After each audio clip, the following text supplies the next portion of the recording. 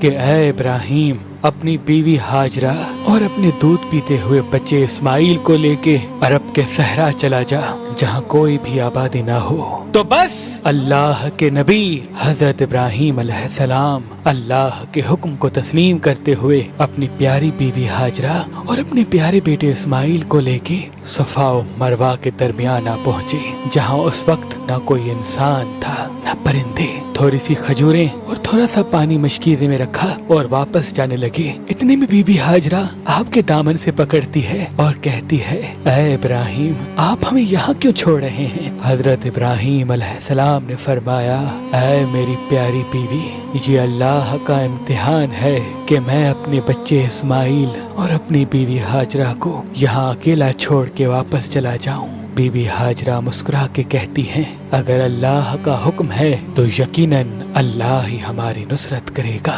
یہ سن کے حضرت ابراہیم وہاں سے رخصت ہوئے اور فرمانے لگے اے اللہ تیرے گھر کے پاس جہاں نہ پانی ہے نہ کھیتی، میں اپنی پیاری بیوی ہاجرہ اور اپنے بیٹے اسماعیل کو چھوڑ کے جا رہا ہوں تاکہ تیرا گھر روشن ہو جائے اور تیری عبادت سر عام یہاں ہوتی رہے۔ اے اللہ لوگوں کے دلوں کو ان کی طرف مائل کر اور ان کے لیے ان کے رزق اور پانی کا انتظام کر تاکہ یہ تیرا شکر کرتے رہیں۔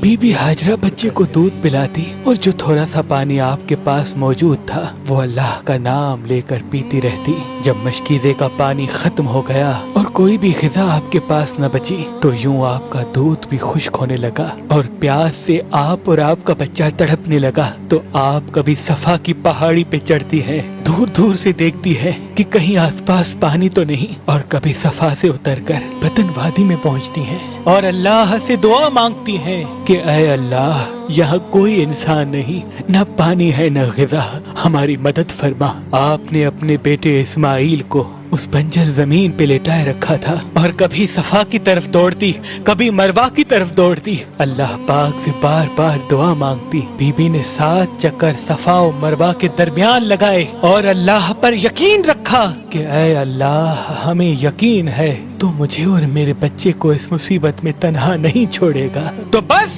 اتنے میں آواز غیب آتی ہے اے ہاجرہ اللہ نے تیری دعا قبول کر دی اور آنے والی نسل کے لیے تیرے اس امتحان کو ہم یادگار رکھیں گے۔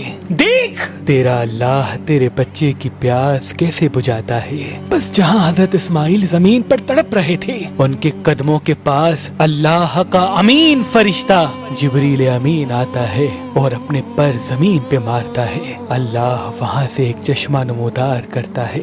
بی بی ہاجرہ پانی کو دیکھ کے اللہ کا شکر کرتی ہیں، اس چشمے کے چاروں طرف بند باندھتی ہیں۔ اللہ کے رسول نے فرمایا اگر اس وقت بی بی ہاجرہ اس پانی کو نہیں روکتی تو اللہ وہ پانی پوری زمین پہ پھیلا دیتا، اور پھر بی بی ہاجرہ اپنی پیاس بجھاتی ہیں، اپنے بچے کی پیاس بجھاتی ہیں۔ پھر جبریل امین فرماتے ہیں اے ہاجرہ یہاں اللہ کا گھر ہے، گھبراؤ نہیں، ان قریب تیرا شوہر ابراہیم اور تیرا بچہ اسماعیل بیت اللہ بنائیں گے جو رہتی دنیا تک اللہ کی نشانی ٹھہرے گا۔ پھر آس پاس اللہ نے کھجور کے درخت اگائے، بی بی وہاں کے پھل کھاتی، پانی پیتی، اپنے بچے کے ساتھ رہتی۔ پانی اور غذا دیکھتے ہوئے مختلف پرندے بھی وہاں اترنے لگے۔ تھوڑے عرصے میں جرہم قبیلے کے لوگ مقام قدا کے راستے سے جب وہاں سے گزرتے ہیں تو دیکھتے ہیں کہ اتنے پرندے یہاں کیسے؟ پرندے تو وہاں ہوتے ہیں جہاں پانی ہوتا ہے، لیکن ہم نے تو یہاں کبھی پانی نہیں دیکھا، آؤ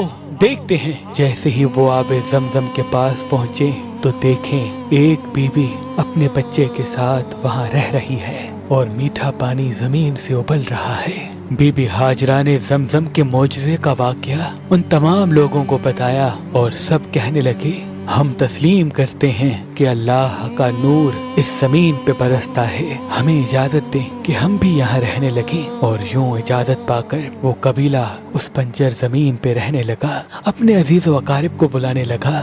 رفتہ رفتہ اللہ نے اپنے گھر کی زمین کو آباد کر دیا۔ پھر اللہ حضرت ابراہیم کو حکم دیتا ہے کہ جاؤ ابراہیم جہاں تو نے اپنی بیوی اور بچے کو چھوڑا تھا وہاں میرے گھر کے نشان کو واضح کر۔ تو یوں حضرت ابراہیم اور حضرت اسماعیل نے خانہ کعبہ کو تعمیر کیا۔ آج بھی اللہ کا گھر وہاں آباد ہے، اور جو وہاں جاتا ہے بی بی ہاجرہ کے اس امتحان کی یاد میں صفا و مروہ کے درمیان دوڑتا ہے۔ بے شک اللہ اپنے نیک بندوں کے امتحان کو آنے والے انسانوں کے لیے